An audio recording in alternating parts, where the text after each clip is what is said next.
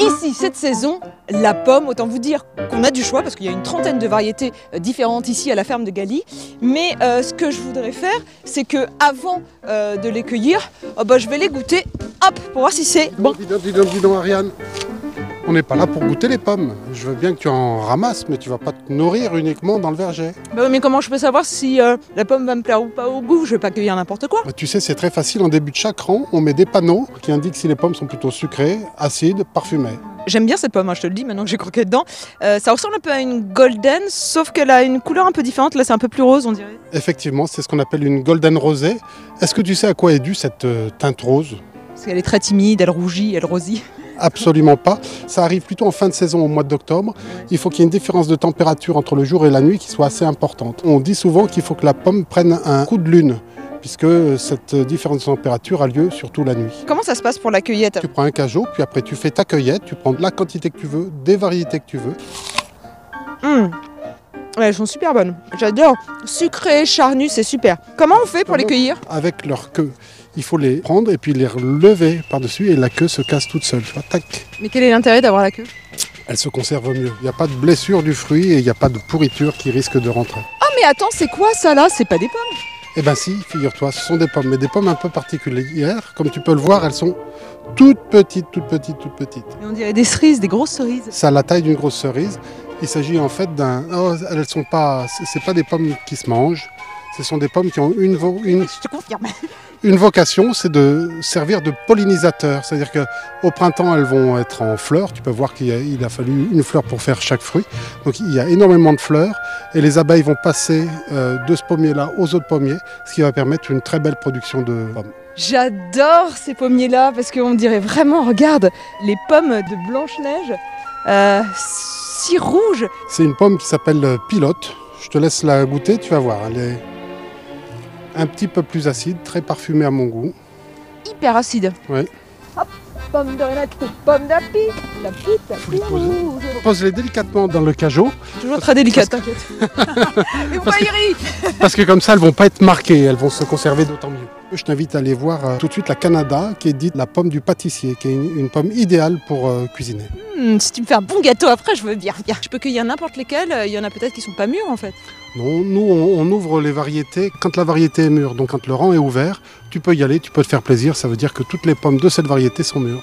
Pourquoi les cuisiniers, les pâtissiers en raffolent? Parce que tu évites le cœur, tu mets ça sur une tranche de pain, du beurre salé c'est encore meilleur, et tu mets ça au four à 180 degrés une petite demi-heure, ça va compoter, caraméliser, et tu vas avoir un dessert complètement naturel et excellent. Pourquoi tu l'appelles pâte de loup cette pomme? Parce qu'il y a une proportion très importante de fruits de cette variété qui a une griffure sur la peau. Ah mais c'est amusant, je croyais que c'était une maladie en fait sur la pomme, c'est des espèces de pustules curieux. Non, absolument pas, c'est des marques liées à cette variété, tu vois, comme des griffures, c'est pour ça qu'on l'appelle pâte de loup. Tu as à peu près 60% des fruits qui sont marqués comme ça. Là quand je regarde toutes tes pommes, moi je les croque sans les laver, sans rien, je risque rien, c'est pas bourré de pesticides ou de glyphosate? Absolument pas. On essaye d'avoir une agriculture la plus propre possible. On est labellisé HVE3, donc haute valeur environnementale, ce qui veut dire qu'on mène plein d'actions en faveur de l'environnement. C'est difficile de gérer la maturation du fruit parce que ça dépend bien sûr du climat. Là par exemple, il y a eu une canicule effroyable cet été.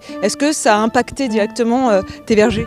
Oui, ça a eu un petit impact, c'est-à-dire que toutes les variétés sont arrivées un peu plus tôt. Mais avec les 30 variétés qu'on cultive, on a une période de production qui s'étend de mi-juillet jusqu'à novembre. Et l'avantage ici, c'est qu'on peut fabriquer, avec tout ce que je viens de ramasser, un bon jus de pomme.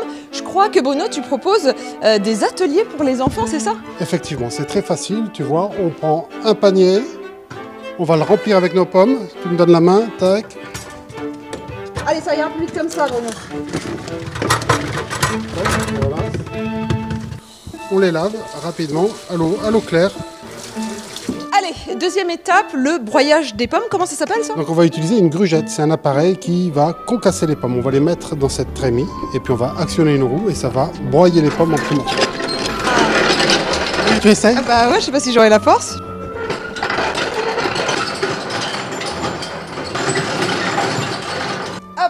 Allez, la dernière étape, on attend, c'est la fameuse presse pour obtenir notre jus. Alors vas-y. On verse nos pommes broyées dans ce pressoir à main. D'accord. Et après, on va mettre ces petits systèmes en bois qui vont nous permettre de venir presser.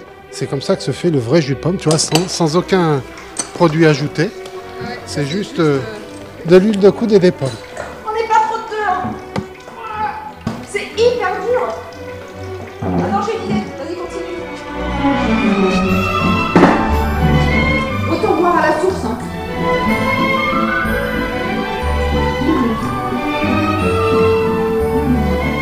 C'est trop bon. Je valide le jus de pomme hyper bon. Tu proposes d'autres ateliers ici aussi? Oui, il y a plein d'ateliers. On fait faire du pain aux enfants, on leur fait faire des ateliers de jardinage, on leur fait faire du papier recyclé, on leur fait faire du beurre. Plein d'ateliers avec des produits issus de l'agriculture régionale. C'est un légume de saison, la fameuse citrouille. Je crois qu'Halloween n'est pas loin et qu'à la ferme de Galy, vous avez prévu quelques petites choses à faire. Effectivement, on a cultivé ces citrouilles depuis le printemps et il va y avoir du 24 au 31 octobre la grande fête de la citrouille dans nos fermes ouvertes où on va faire creuser des citrouilles aux enfants. Waouh, elle est magnifique cette salade-là. C'est une feuille de chêne rouge, tu vois, et à côté, il y en a plein d'autres. Il y a de la laitue, il y a de la batavia, il y a de la frisée plus loin. On a plein de variétés de salades. On a près de 300 variétés de fruits, fleurs et légumes ici qui représentent quelques dizaines d'espèces. Alors de la salade, de la tomate, de la courgette, des aubergines, des framboises, des groseilles, des cassis. Mais dis-moi, quand tu me dis tout ça, moi j'ai envie de tout prendre, d'en prendre des brouettes et des brouettes et des brouettes. Mais au bout d'un moment, ça coûte bien quelque chose. Est-ce que c'est cher? Est-ce que c'est plus cher que dans le commerce ou moins? Non, ça on est plutôt très bien placé. Les salades, tu vois, on est à 1 euro pièce. On vend de la framboise, ça doit être 7,45 le kilo. Tu peux cueillir tout ce que tu souhaites. Si tu vas dans une parcelle de tomates, si tu en veux 3 kilos, tu en prends 3 kilos. Si tu en veux 50 kilos, tu en prends 50 kilos. Mais il n'y a pas des gens qui abusent, qui prennent énormément, non? L'objectif, c'est pas de gaspiller. Les gens, ils vont acheter que ce qu'ils vont consommer. Tu as des légumes qui se conservent plus que d'autres, ou des fruits. La pomme, si elle n'est pas cueillie trop mûre, va se conserver plusieurs mois. Hop. Mais là, ce qui est formidable, c'est que tu peux pas faire plus court comme circuit. C'est vraiment de l'agriculteur au consommateur. Effectivement, tu peux pas faire plus court. Tu vois, on se cueille quelques pieds de blettes. À midi, on arrive à la maison, on fait cuire les blettes à la cocotte minutes et puis tu manges des choses. Tu peux pas faire plus frais que ça. C'est plein de vitamines, ça n'a pas fait 3 jours de frigo ou une journée d'avion. En fait, le seul problème que je vois ici, c'est que c'est gigantesque. 60 hectares. T'es vite crevé en fait au bout d'un moment. Alors il faut te rassurer, on met à ta disposition des brouettes, donc tu portes rien, tu as juste à pousser ta brouette. Et puis quand tu réfléchis, si tu vas dans certains autres canaux de distribution, tu vas arpenter des rayons pendant une demi-heure, 3/4 d'heure et tu vas pas faire beaucoup moins de kilomètres qu'ici. Et puis en plus tu auras eu la chance d'être au grand air. L'accueil était ouvert 7 jours sur 7, sauf le lundi matin et les horaires c'est 9h30, 18h30. On peut avoir jusqu'à 2 à 3 000 personnes qui passent sur un week-end si les conditions météo sont bonnes. Ah mais attends, mais c'est énorme parfois, il n'y a pas la pénurie de légumes. On vit avec la nature, donc il y a des parcelles qui ouvrent, qui ferment. C'est toute la difficulté de notre métier, c'est d'arriver à faire pousser les fruits et les légumes au moment opportun où les gens veulent les cueillir. Bon, en grosse flemmarde que je suis, tu sais quoi Bruno? Tiens, prends ça. Moi, je m'assois. Hop là. J'évite d'écraser mes légumes. Et vas-y. On y va. Charge. Ouais. Tu charges la mule, tu charges la brouette. C'est ça l'avantage d'être à la ferme de Galy. C'est que c'est le confort absolu. Tu te fais un bain de salade, de blettes, de tomates. C'est vraiment que du plaisir. Allez, on est parti. Ouais, on est parti. Tu fais attention. Là, tu vois, Ariane, ici, tu vas te faire plaisir. On a plein de fleurs. Ici, ce sont des cosmos. Donc, tu en as des cosmos qui sont plutôt roses. Tu en as d'autres qui sont très colorés, dans des tons de mauve, comme ça. Juste derrière, ici, tu vois, ce sont des fleurs qu'on appelle des zinnias. On pense pas qu'à cette saison, il y ait autant de fleurs, regarde. C'est la fin de la saison, mais malgré tout, ça reste encore bien fleuri. Chez nous, les fleurs se vendent au kilo. Ah, mais c'est hyper léger, donc ça sera pas cher du tout. Voilà, c'est ça. C'est pas cher. Tu as des gros bouquets pour pas cher. Alors là, nous arrivons au moment fatidique, le passage en caisse. Mais attends, pour des gens qui par exemple ne pourraient pas se balader ni porter quoi que ce soit, qui sont chez eux, est-ce que tu fais de la livraison aussi?